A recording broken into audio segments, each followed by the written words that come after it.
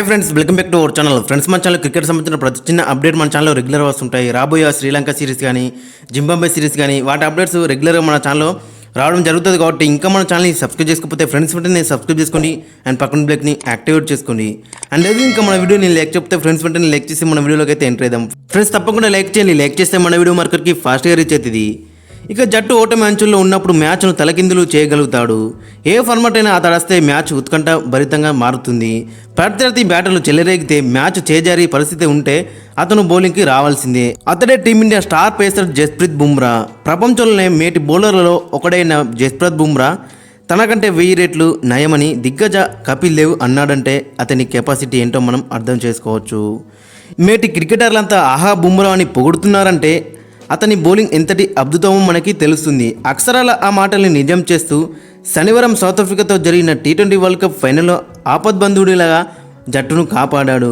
ICC టైటిళ్ల కోసం team India సుదీర్ఘ నిరీక్షణకు ముగింపు పలకడంలో కీలక పాత్ర పోషించిండు Jasprit Bumrah. Player of the టోర్నమెంట్గా నిలిచిండు. ఇక బుమ్రా మనకు తెలుసు మరి ఏ విధంగా రాణించిండో. టోర్నమెంట్ మొత్తం ఎన్నో మ్యాచ్లు గెలిపించిండు. మరి అక్కడ ఫస్ట్ 2 మ్యాచ్లు మ్యాన్ ఆఫ్ ది మ్యాచ్ కూడా కొట్టిండు. మరి ఏకైక ప్లేయర్ మరి back to back man of the match కొట్టడంలో ఈ సీజన్లో మరి 2 మ్యాన్ ఆఫ్ ది మ్యాచ్లు కొట్టిండు. మరి ఏ ప్లేయర్ కూడా మరి 2 మ్యాన్ ఆఫ్ ది మ్యాచ్ అయితే కొట్టలేడు.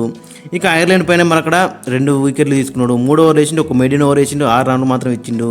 ఆ మ్యాచ్లో మ్యాన్ ఆఫ్ ది మ్యాచ్ కొట్టిండు. ఇక తర్వాత పాకిస్తాన్తో జరిగిన మ్యాచ్లో కూడా మరి అక్కడ 40 బాళ్ళకి 36 బాళ్ళకి 40 రన్స్ కావాలి. అక్కడ రిజ్వాన్ అందరూ క్రీజ్లో ఉన్నారు. చాలా వికెట్స్ ఉన్నాయి. అక్కడ ఆ మ్యాచ్లో 3 వికెట్లు తీయడమే కాక అక్కడ మెయిన్ వికెట్ అక్కడ బాబర్ అజమ్ది, రిజ్వాన్ది, ఇఫ్తిక్ రహమాన్ది తీసిండు. మ్యాచ్ అయితే గెలిపించిండు. ఆల్మోస్ట్ అక్కడ కూడా మన టీమిండియా మ్యాచ్ ఓడిపోతుంది అనుకున్నాం. బట్ బుమ్రా ఉన్నాడుగా మనకి. బుమ్రా ఉంటే మనం మ్యాచ్ గెలుతుంది కాబట్టి మనం బుమ్రా అయితే గెలిపించిన ఆ మ్యాచ్. ఇక తర్వాత యూఎస్ఏ పైన మరి వికెట్లు అయితే రాలేవు. ఎకనామికల్ వేసినా కానీ వికెట్లు అయితే రాలేవు. ఇక గ్రూప్ స్టేజ్ అయితే అయిపోయింది అక్కడికి.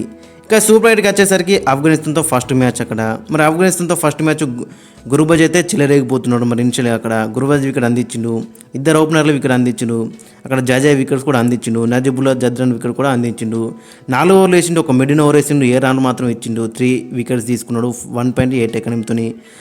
ఇక ఈ మ్యాచ్లో కూడా మ్యాన్ ఆఫ్ ది మ్యాచ్ వచ్చేది. బట్ అక్కడ సూర్యకుమార్ యాదవ్ బ్యాటింగ్ వల్ల అతనికైతే వెళ్ళిపోయింది man of the match. But అక్కడ మనం చూసుకుంటే మరి ఇతను కూడా man of the match contender అని చెప్పుకోవచ్చు ఈ మ్యాచ్లో కూడా. ఇక తర్వాత బంగ్లాదేశ్తో జరిగిన మ్యాచ్లో కూడా మరి అక్కడ 4 ఓవర్లు వేసిండు, 13 రన్లు మాత్రం ఇచ్చిండు, 2 క్రూషియల్ వికెట్ తీసుకున్నాడు 3.2 ఎకనమీతో. ఇక తర్వాత ఆస్ట్రేలియాతో జరిగిన మ్యాచ్లో కూడా మరి కొంచెం ఎక్స్పెన్సివ్గా ప్రూవ్ అయినా చెప్పుకోవచ్చు ఈ మ్యాచ్లోనే.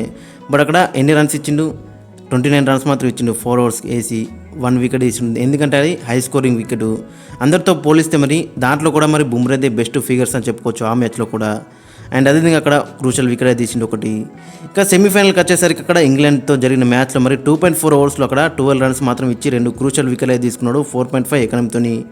మెయిన్ ఇక్కడ మనం చూసుకుంటే సాల్ట్ వికెట్.